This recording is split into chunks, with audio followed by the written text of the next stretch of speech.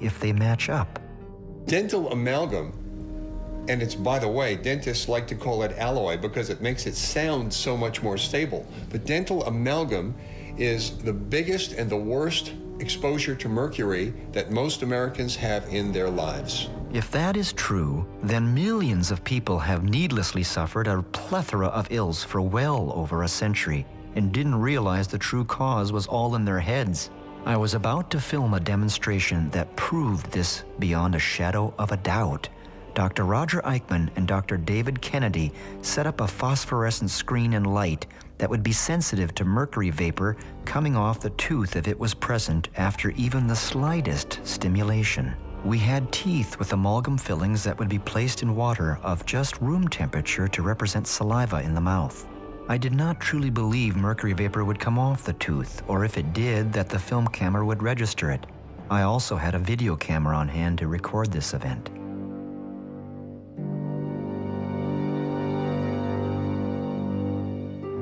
To my shock and horror, and as you can see, the 35mm motion picture camera did register the mercury vapor coming off the tooth.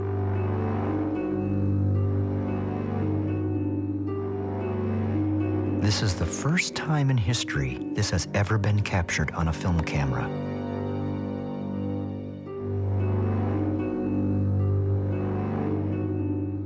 To make certain that what you are seeing is mercury, we had on hand a special instrument called a Jerome mercury sniffer to measure the levels. 191. 190, show that to me, please. 191, is that high? They'll close the factory, it gets over 100 and evacuate. Oh boy, my gosh. Okay. Now, you think about Turn it, off the light. This is room temperature, one tooth, at least 50 years old. It's been degassing for years, and many people have a whole mouthful of them. Yeah. Now, just think what happens if you have half a dozen people in a elevator, all degassing like this, and it's degassing 24 hours a day, 7 days a week.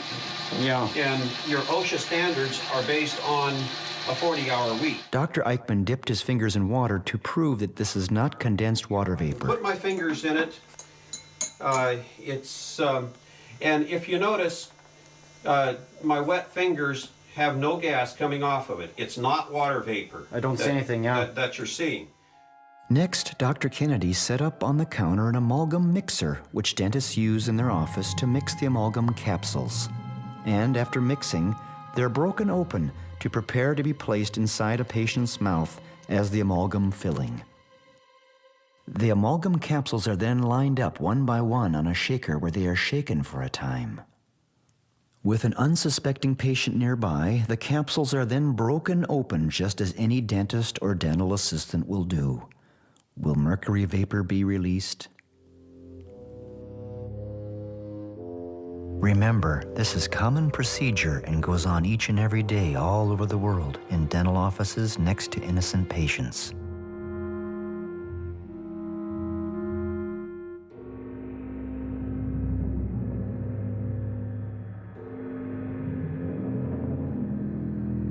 The images speak for themselves.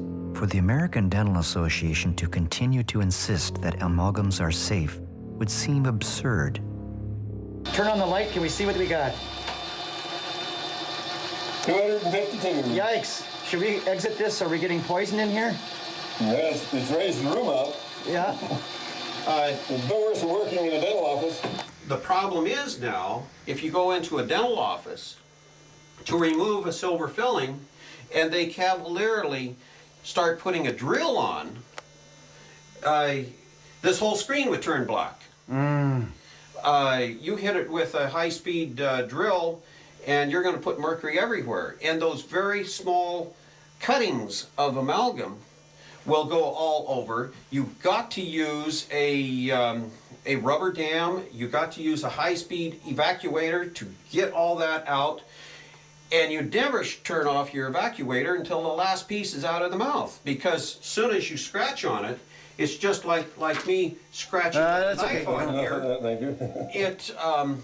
I think it's a crime what they're doing to their dental staff. Is that the female is much more sensitive reproductive-wise to mercury, and as a result, that causes not only infertility, but it causes birth defects. Of course, you get the usual denials, but when you look at the scientific literature, it is full of studies showing that exposure to mercury, either from your teeth or from working in a dental office, will, you saw the demonstration. There's huge amounts of mercury in those offices. They don't monitor that. They don't warn the employees. They don't give them adequate mask and protection.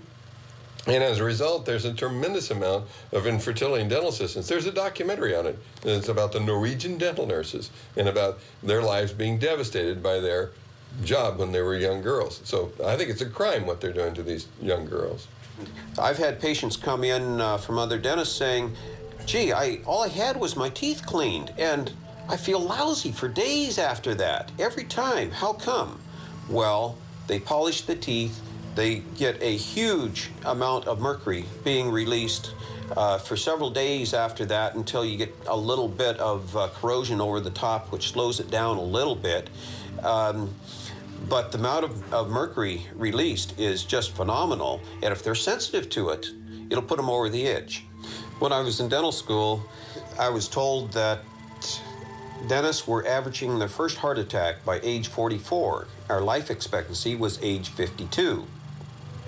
I personally related that to their use of mercury and amalgam fillings because it wasn't occurring in orthodontics and in surgeons. I had made certain that Garrett was nowhere near this demonstration to ensure he did not inhale any mercury vapor. Yet that seemed absurd when considering that many people are walking around with amalgams in their mouths.